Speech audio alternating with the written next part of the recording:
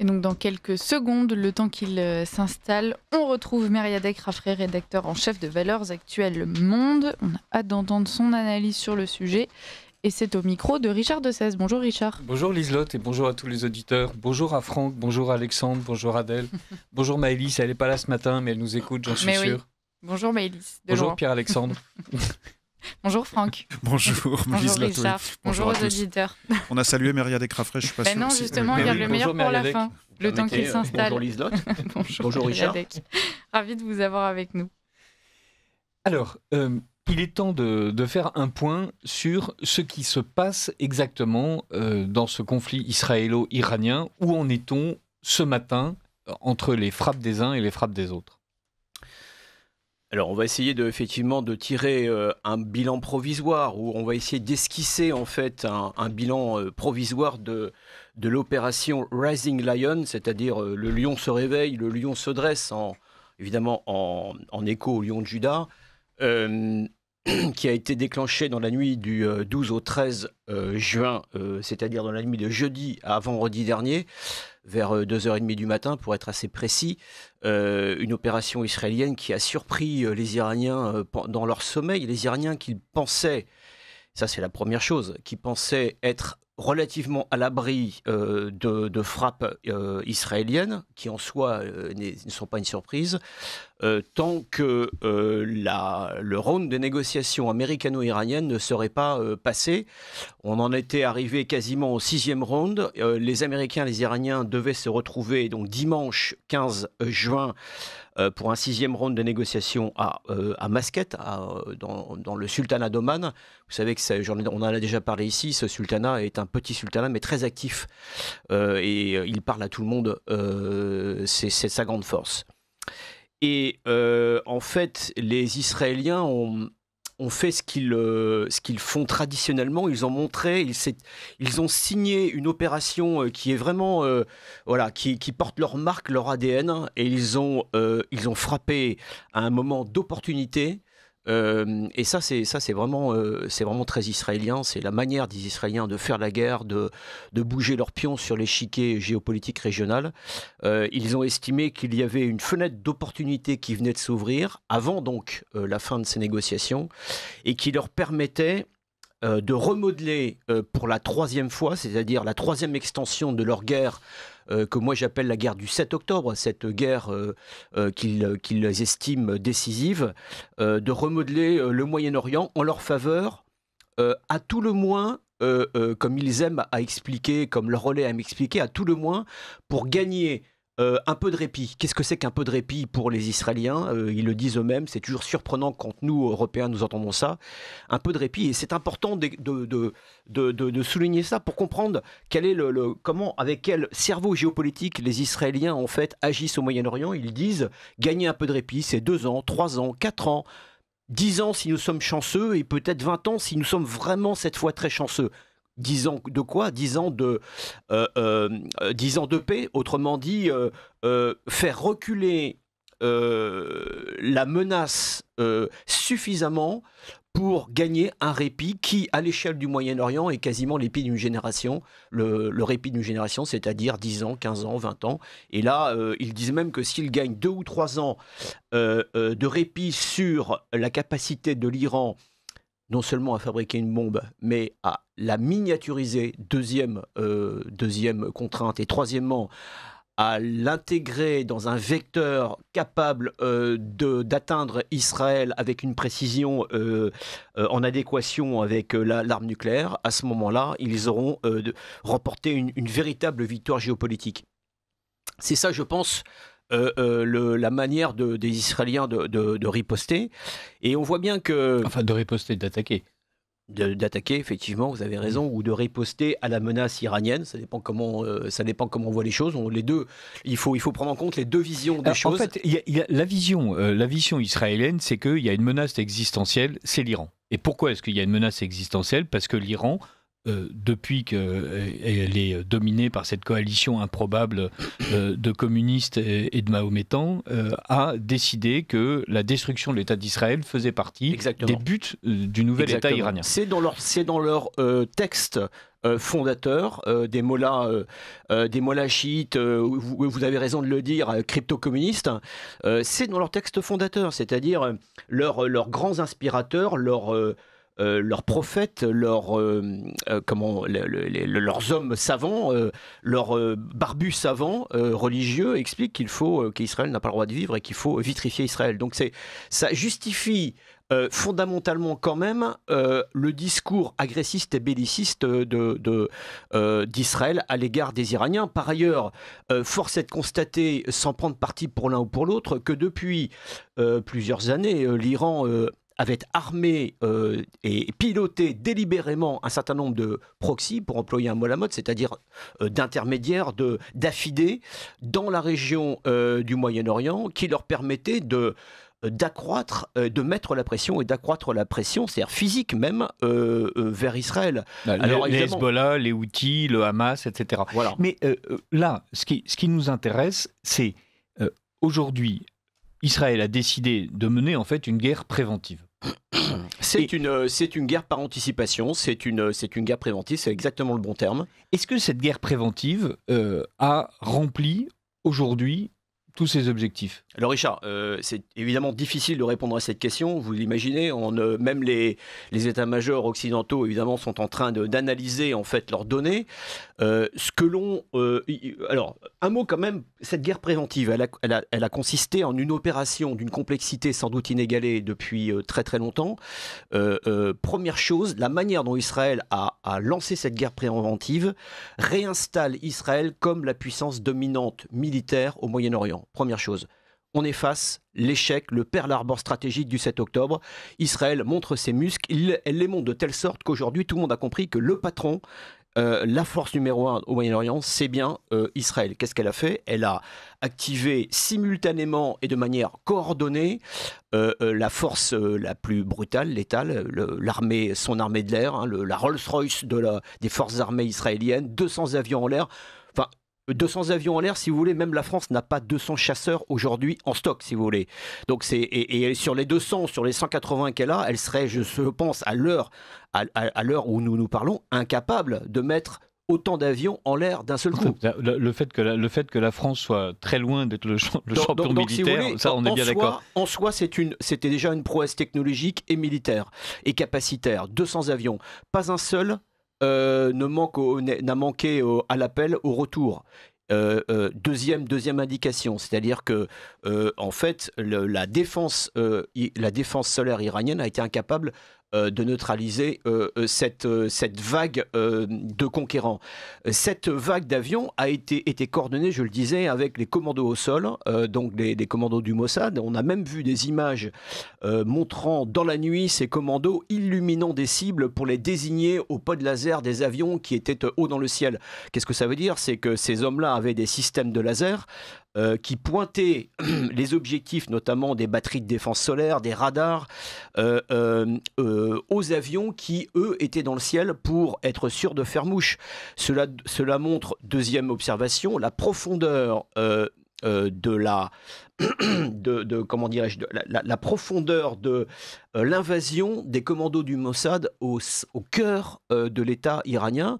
On a su par ailleurs que ces commandos du Mossad avaient préparé et ont utilisé des stocks de missiles et de drones prêts à l'emploi qu'ils avaient accumulés pendant des mois au cœur de l'Iran. Donc vous imaginez en fait l'importance avec laquelle le Mossad avait pénétré cet État. Deuxième... Je trouve que c'est d'ailleurs l'une des choses les plus surprenantes et les plus démoralisantes qui soient pour les Iraniens, c'est le sentiment que leur pays était une passoire et la preuve, une fois de plus, que le renseignement israélien est absolument insurpassable. Rappelons qu'il y a quelques mois, c'était tous les beepers du Hamas ou du Hezbollah qui explosaient, enfin du Hezbollah, et donc qu'il y avait des centaines, voire des milliers de militants palestiniens qui étaient ou blessés ou tués. Et que là, c'est la même chose. On a l'impression que l'État israélien est en permanence chez son ennemi comme chez lui, et qu'il est capable de désigner des cibles, non seulement les batteries, mais même les hommes à assassiner précisément. Il y a 2 explications à cela fondamentales, enfin 3 même. La première, c'est que ça fait des années qu'Israël prépare cette opération. Enfin, quand je dis des années, c'est des dizaines d'années. Donc, évidemment, c'est d'abord l'effet du temps long. Deuxième explication, et ça, les gens le savent moins, c'est qu'il y a historiquement une minorité d'Iraniens juifs. À telle enseigne d'ailleurs, et il y a même un livre qui a été écrit là-dessus qui est assez passionnant, à telle enseigne même que du temps du Shah, les services israéliens et les services, le Shabak, la police secrète du Shah, étaient main dans la main, travaillaient main dans la main, mais vraiment. Et puis tout ça s'est délité évidemment avec la révolution des Mollahs en 78-79. Ça c'est la deuxième. Donc il y a un substrat, si vous voulez, d'Iraniens qui peuvent se fondre comme des poissons dans l'eau en Iran. Et puis troisième explication, pour résumer et pour schématiser, c'est celle de la corruption endémique en Iran, corruption endémique qui est provoquée par le fait que cette société s'est appauvrie, un peu comme en Syrie, un peu de la même façon. Il n'y a plus d'argent, plus d'économie, les gens ont faim et il faut manger, il faut survivre. Et donc il est très facile d'acheter en fait des compromissions, des complicités dans la société iranienne. Pour toutes ces raisons aujourd'hui, et puis évidemment l'expertise du Mossad, mais pour toutes ces raisons aujourd'hui, le Mossad était comme un poisson dans l'eau, et on l'a vu. Donc, et on l'a vu dans les objectifs désignés lors de ces premières frappes israéliennes.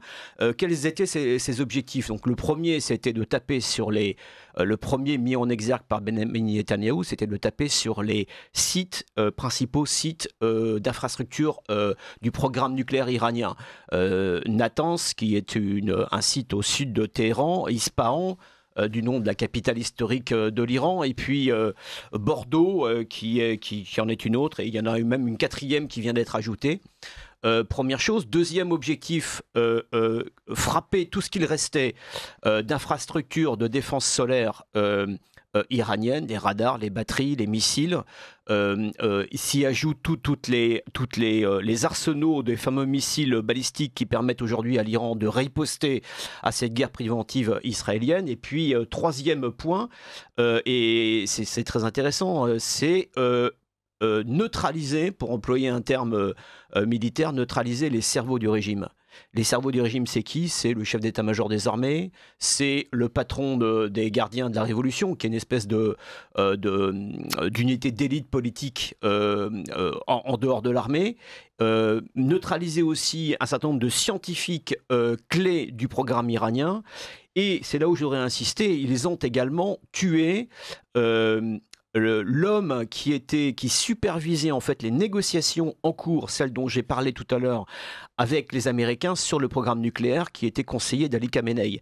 Et ça, si vous voulez, pour moi, c'est un indicateur majeur. C'est-à-dire que si Benjamin Netanyahou a mis en avant l'objectif de gagner du temps pour repousser le danger d'un Iran doté de l'arme nucléaire, on voit bien qu'en réalité, derrière cet objectif affiché, il y en a un deuxième qui, à mon avis, est passé un peu inaperçu, mais beaucoup plus important, c'est rendre impossible, casser toute possibilité, toute éventualité d'un accord sur le programme nucléaire iranien qui se fasse entre l'Iran et les États-Unis, via en sous-main un espèce de blanc-seing des monarchies saoudiennes du Golfe Persique, sans le droit de regard d'Israël.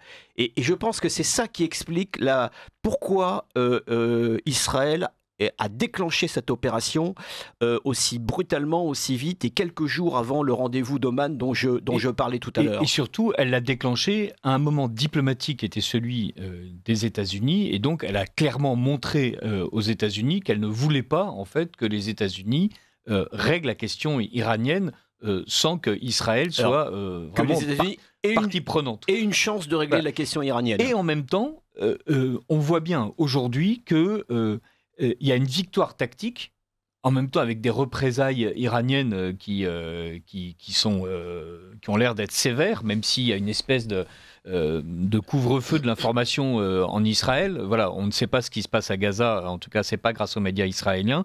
On ne sait pas non plus ce qui se passe en Israël en ce moment parce que voilà, les images sont extrêmement contrôlées. Mais on a l'impression que cette victoire tactique est difficilement transformable en victoire stratégique. Alors, victoire tactique, un bilan rapide. Premièrement, sur les frappes sur le programme nucléaire, pour l'instant, ce sont des frappes relativement marketing, si vous me permettez cette expression. Les Israéliens ont frappé des objectifs en surface, ils ont cassé des centrales électriques permettant d'alimenter les centrifugeuses, etc., etc.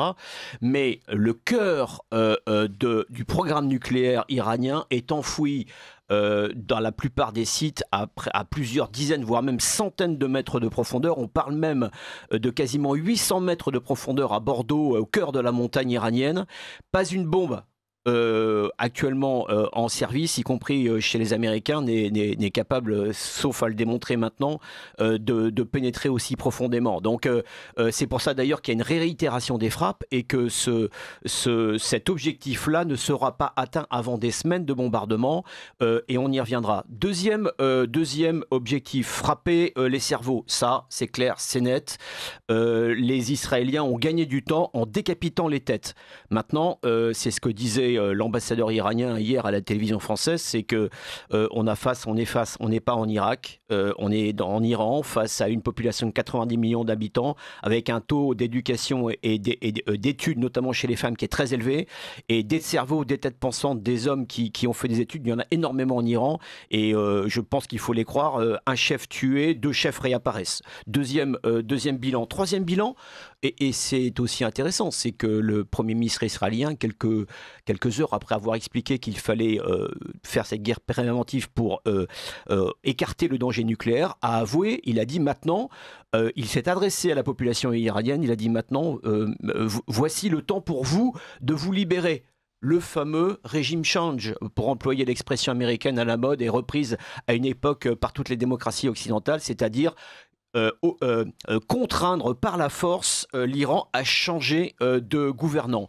Et c'est là, à mon avis, que pour l'instant, comment dirais-je, l'opération israélienne, c'est là que l'opération israélienne, si vous voulez, rentre dans un flou, je ne vais pas employer le mot artistique parce que ce ne serait pas approprié, mais disons que c'est là où l'opération israélienne est beaucoup plus, d'abord, contestable, même d'un point de vue intellectuel, et beaucoup plus floue, et pour employer une expression du fameux géopolitologue Gilles Kepel, de ce point de vue-là, l'opération israélienne débouche surtout sur un enchevêtrement de perspectives relativement inquiétantes. C'est-à-dire personne aujourd'hui, et moi en tout cas, surtout pas moi, n'est capable d'affirmer que Israël serait en mesure, par cette opération, de provoquer un changement de régime en sa faveur en Iran.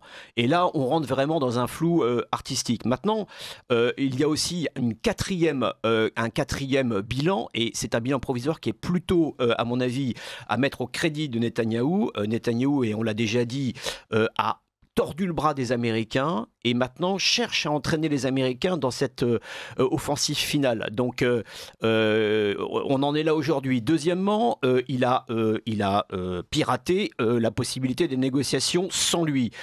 Troisièmement, il a écarté ou il a repoussé au calendrier grec l'initiative des Européens via Emmanuel Macron et les pays arabes d'officialiser, de formaliser de manière systémique la reconnaissance d'un État palestinien. Vous savez que normalement le 15 juin devait se tenir à New York à l'initiative d'Emmanuel Macron et des pays arabes une grande conférence sur la reconnaissance d'un État palestinien. Il a repoussé cet objectif.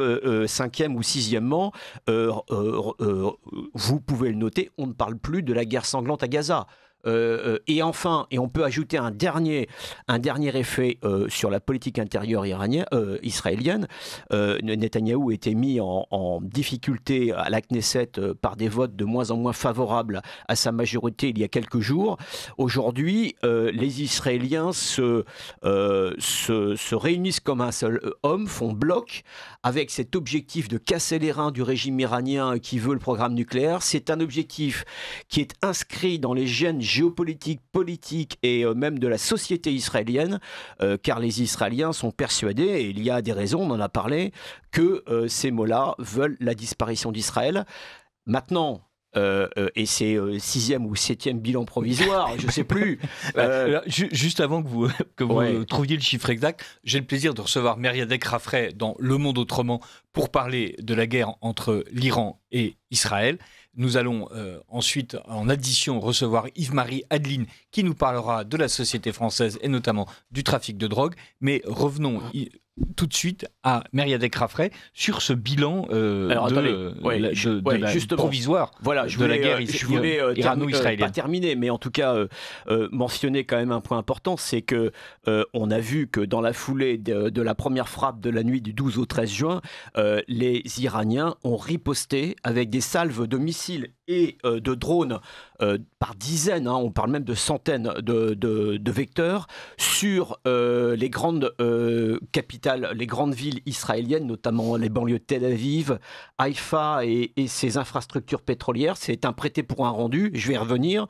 Elles ont d'abord saturé les fameux dômes de fer et autres systèmes de défense aérienne, anti-aérienne israéliens, parce qu'il y a un effet de saturation. Deuxièmement, elles ont touché de manière aléatoire, parce que étant comment dirais-je, empêchées ou déviées, merci Richard, par le dôme de fer, ces missiles qui sans doute étaient pointés sur des objectifs précis ont explosé soit complètement, soit en partie dans les endroits non ciblés, et on a vu des immeubles civils entiers ravagés. Les images il y en a peu, mais les images sont impressionnantes. Ils ont obligé plusieurs nuits de suite les Israéliens à passer la nuit dans les refuges souterrains et les pièces sécurisées de leur maison. Donc il y a quand même un véritable effet.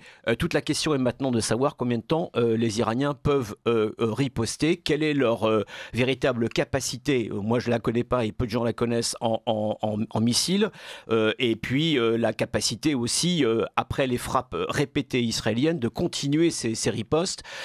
Ça, il va falloir attendre de voir. Mais voyez que cette opération va durer à minima plusieurs semaines, c'est évident. Alors, elle va durer plusieurs semaines, mais on sait que Trump a quitté précipitamment le sommet du G7 qui se tenait au Canada. Je tiens à dire aux auditeurs de Radio Courtoisie que le vrai danger était les grizzlies, selon les services de sécurité canadiens, et que des barrières anti-grizzlies avaient été installées autour de l'hôtel où se tenait le G7. Donald Trump est parti en expliquant que, selon Emmanuel Macron, c'était pour négocier un cessez-le-feu. Il a ajouté que Emmanuel Macron se trompait une fois de plus, comme il le fait tout le temps, et qu'il était désespérément à la recherche d'une publicité personnelle. Je laisse à Donald Trump la responsabilité de ce qu'il vient de dire. Et qu'en fait, il était parti non pas pour négocier un cessez-le-feu, mais pour quelque chose de bien plus grave. Est-ce qu'à votre avis, Donald Trump est en train d'examiner la possibilité de livrer cette bombe de 15 000 tonnes à Israël? La séquence est très intéressante, on en a déjà parlé, mais on va revenir au début. C'est quand Israël décide d'activer cette fenêtre d'opportunité, elle ne peut pas le faire techniquement sans l'accord des Américains, sans l'appui des Américains. Sans la bombe des Américains. On ne peut pas mettre avant, on ne peut pas mettre en l'air 200 avions sans l'ami américain, première chose. Donc on dit que les Américains ont été prévenus mais pas consultés. Autrement dit, messieurs les Américains, nous allons le faire, on n'a pas besoin de votre feu vert, mais il faut que vous nous aidiez. Et vous le savez, Richard, impossible aux Américains de laisser tomber les Israéliens, parce que là, ce serait un véritable Pearl Harbor en sens inverse pour les Israéliens, juste impossible. Première chose. Deuxième chose, les Israéliens, aujourd'hui, sont dans une guerre presque totale vis-à-vis de leurs ennemis. Ils crament des munitions comme nous, comme les fumeurs crament des cigarettes, les fumeurs invétérés crament des cigarettes. Autrement dit, les stocks diminuent à la vitesse grand V, et les seuls à pouvoir les reconstituer, ce sont les Américains. Donc il y a un véritable besoin et nécessité pour les Israéliens d'avoir un soutien américain s'ils veulent poursuivre cette guerre. Troisième point, s'ils veulent véritablement atteindre leurs objectifs sur les infrastructures nucléaires, il leur faudra le feu vert qu'ils n'ont toujours pas des Américains pour leur livrer leurs fameuses bombes anti-bunker ultra puissantes que je crois les Américains n'ont même pas, les dernières n'ont même jamais été utilisées. Donc troisième chose. Et puis on voit donc Donald Trump a été pris de vitesse, on lui a tordu le bras, et comme d'habitude, mais c'est là où c'est intéressant, c'est que dans la première réponse, réponse, Donald Trump a dit non, c'est excellent cette frappe, et d'ailleurs s'il faut aller plus loin, on va aller plus loin, je les encourage à aller plus loin. Et puis ensuite il s'est rétracté, il a dit oui mais non, en fait il faut quand même privilégier la paix, la négociation. Il a parlé avec Vladimir Poutine au téléphone, qui s'est proposé de manière, on pourrait en parler d'ailleurs, un peu surprenante, d'être l'intermédiaire dans le conflit. Trump a dit qu'il était d'accord pour ça. Et puis aujourd'hui, dernière séquence, il quitte précipitamment le G7 pour, dit-il, des affaires urgentes. Entre-temps, des dizaines d'avions ravitailleurs américains ont quitté le sol américain pour venir en Europe et au Moyen-Orient. C'est quand même un signe important. Il y a déjà 2 porte-avions américains nucléaires qui se rapprochent à la vitesse grand V de la zone, et un 3e qui vient d'y être dépêché. Autant de signaux qui montrent que les Américains se mettent en posture de dissuader à minima et d'intervenir dans le conflit à maxima. Donc, et Donald Trump hésite. Et pourquoi hésite-t-il ? Je pense que Donald Trump en fait, veut une négociation, mais ne veut pas, mais veut tordre le bras à l'Iran, c'est-à-dire veut interdire à l'Iran le nucléaire. Le nucléaire militaire. Le nucléaire militaire. Et en fait, il a négocié. L'Iran n'est pas prêt à lâcher le nucléaire civil, ça c'est sûr. Et le bras de fer en est là. Et Donald Trump fait contre mauvaise fortune bon cœur. Il se dit que finalement, une bonne claque, un bon coup de poing pourrait peut-être ramener les Iraniens à la raison et lui permettre, Donald Trump, de signer ce document, cet accord qui paraissait très difficile à obtenir avant l'intervention israélienne. Donc je pense qu'il est dans ses calculs. Deuxièmement, l'attitude de Trump reflète en fait les équilibres internes à la majorité américaine républicaine, à savoir une majorité traditionnellement très pro-israélienne et très faucon, et de l'autre l'émergence d'un pôle fort MAGA qui lui est pour la paix, pour l'isolationnisme et contre cette nouvel interventionnisme américain qui vient détricoter en fait les messages de campagne de Trump qui dit « je suis l'homme de la paix, toutes les guerres que Biden n'a pas su arrêter ou a provoquées, je les arrêterai ». Donc je pense que Trump est en ce moment tiraillé par ces 2 forces internes, qu'il regarde par ailleurs de manière très précise les bilans des frappes et de l'opération israélienne que le Pentagone, avec ses énormes moyens de renseignement, lui met à jour quotidiennement. Et il est hésitant et il est, je pense, séduit ou comment dirais-je, il se dit que peut-être à un moment donné, si les frappes israéliennes affaiblissent suffisamment l'Iran, il pourrait revenir sur le devant de la table en disant « Ok les gars, stop, maintenant c'est moi qui vais négocier, je suis l'homme de la paix. Messieurs les Iraniens, vous avez pris un coup sur la tête. Si vous continuez, je serai avec les Israéliens. Si vous topez là maintenant, on peut trouver un bon deal et on repart sur des bonnes bases. » Je pense qu'on en est là aujourd'hui. Et ça évolue en permanence.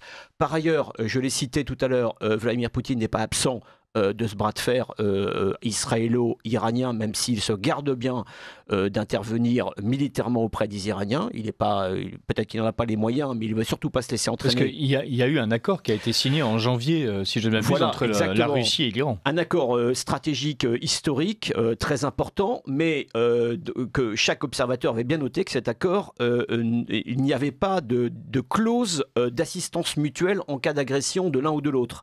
Alors aujourd'hui, certains proches du Kremlin disent que les Iraniens avaient refusé cette clause.